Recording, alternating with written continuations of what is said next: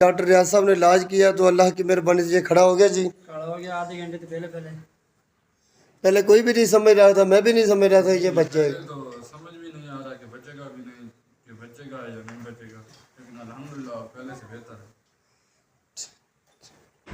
अस्सलाम वालेकुम। Doctor Mohammad Riyaz veterinary clinic and pharmacy, Chowk Shadipura, Lahore.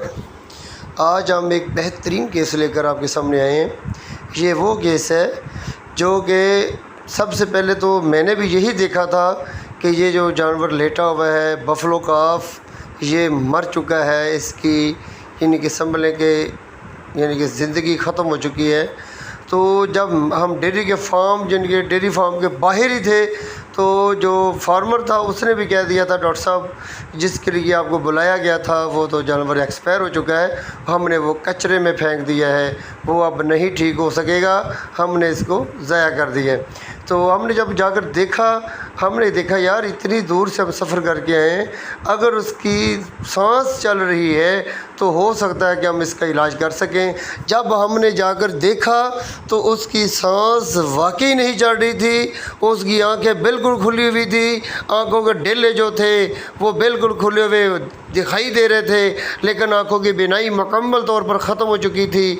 मुंह का जो जबड़ा था वो ऐसे खुला हुआ था जैसे मुर्दा खुल जानवर जो होते हैं, मुर्दे की जिनके जिस्म के अज़ा जो होते हैं, इसी तरीके के हिसाब से मुंह खुला हुआ था और मुंह से ज़बान थोड़ी सी अंदर से बाहर निकली हुई थी और रेक्टल का मुंह मुकम्मल तौर पर बंद था, दम वगैरह इसकी बिल्कुल ऐसे साकर पड़ी हुई थी। तो हमने जब फ्लैंक की तरफ देखा तो हल्का सा 2 से 3 मिनट के बाद इसने सांस लिया तो हमें पता चल गया ये अभी बफलो काफ ज़िंदा है। और इसका टेम्परेचर भी बहुत ज़्यादा डाउन हो चुका था, इसका टेम्परेचर भी तकरीबन 96 फ़ारेनहाइट तक पहुंच चुका था। हालांकि इतनी गर्मी के बावजूद भी इतना टेम्परेचर क्यों कम हो गया था, इसकी आंखें अंदर को धंस चुकी थी, इसकी आंखों की बिनाई ख़त्म हो चुकी थी, इसकी गर्दन पीछे को अकड़ चुकी थी। जैसे कि जानवर की मौत के वक़्त की जो अलामत होती हैं वो पूरी की पूरी अलामत सामने नज़र आ रही थी। तो हमने अल्लाह का नाम लेकर बिस्मिल्लाहिर्रहमानिर्रहीम पढ़कर इसको NS की ड्रिप लगाई।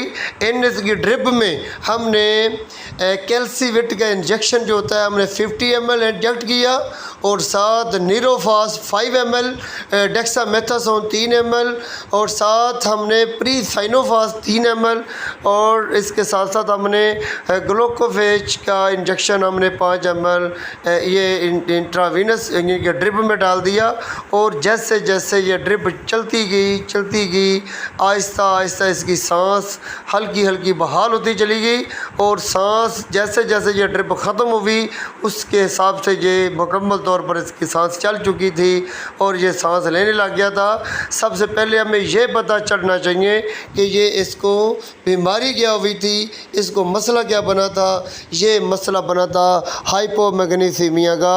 असल में जिस भैंस का ये दूध पी रहा था वो भी भैंस पहले दूध ज़्यादा दे रही थी, दूध भी कम कर गई और उसके दूध में मैग्नीशियम की बहुत ज़्यादा डेफिशिएंसी थी, कैल्शियम की डेफिशिएंसी थी, क्योंकि ये मिनरल पाउडर वगैरह नहीं डाल रहे थे, सब्ज़ चारा कम डाल रहे थे और इसके साथ ये सिर्फ यानी कि सूखी तूड़ी और खुश्क जई वगैरह यही डालकर गुजारा कर रहे थे जानवरों का, क्योंकि आजकल बहुत ज़्यादा चारा महंगा है, इसकी वजह से ये सिर्फ यही कर रहे थे।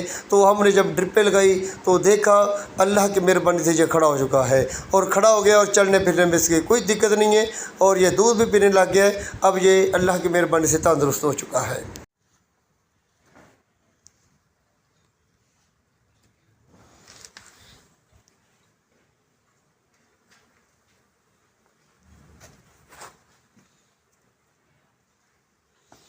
जी सर, ये पहले कैसे लेटा हुआ था, ये महसूस हो रहा था या बच जाएगा या मर जाएगा? हमने तो भले मर गए। हाँ, ऐसे लग रहा था जैसे ये मर जाएगा, खड़ा नहीं होगा।